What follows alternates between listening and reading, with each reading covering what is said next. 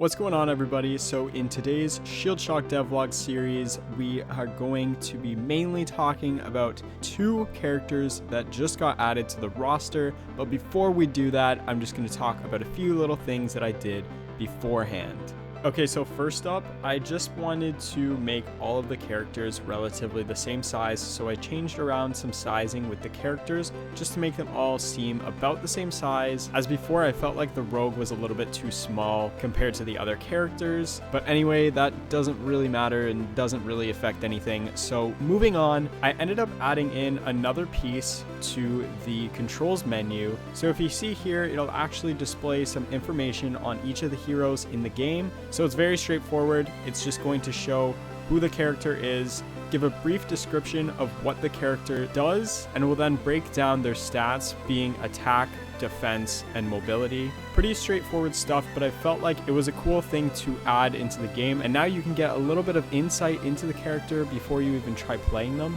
Finally, let's discuss the two new characters added to the roster this update. So first up, we have the Tribal Voodoo Witch Doctor character. Her name is Tiki, and we're going to be talking about what she can actually offer in terms of combat.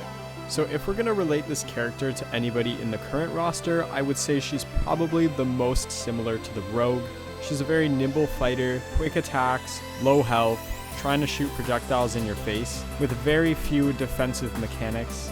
But where does this character shine in terms of originality and being a unique hero in the roster?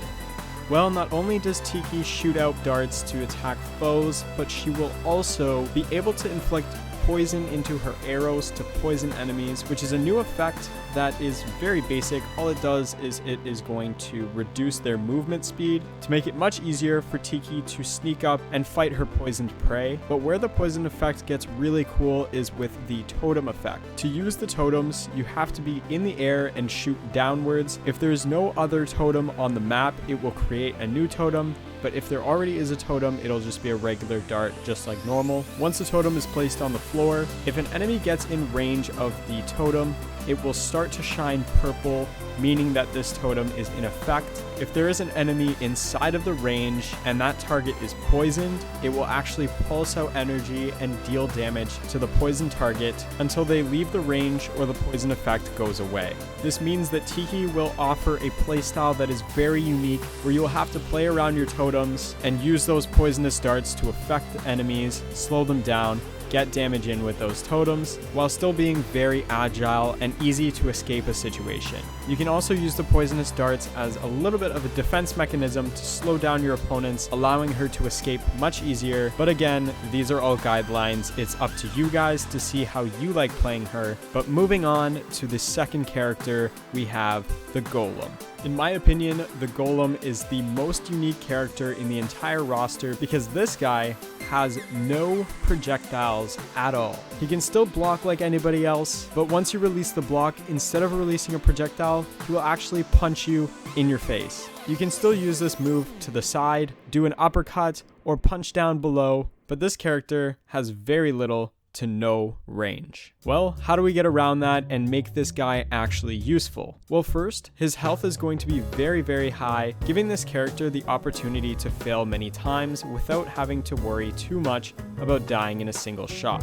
With that being said, he's also one of the slowest characters, which really doesn't make too much sense, as the only way he can actually hit people is by getting up close and hitting them point blank. So how did I get around this? Well, his special ability, he's going to create a crystal barrier around himself, destroying any projectiles in the area, but he will also charge up this energy, and the gems on his body will actually start to change color, giving him boosted effects. So as he stores energy, he will also lose energy over time. But what does the energy actually do for him? Well, for one, it's going to speed up your character tremendously, meaning you're going to be able to catch sneaky foes and fight against those opponents camping in the corner. But secondly, his damage is also going to be increased the more energy he has stored. So the Golem will go from a blue to a purple to a red color as his energy builds. I thought that this was a very cool mechanic to add to the game, as nobody really has any benefits of creating an offense out of a defense. These characters are going to be a ton of fun to play and will be available right when this video goes up.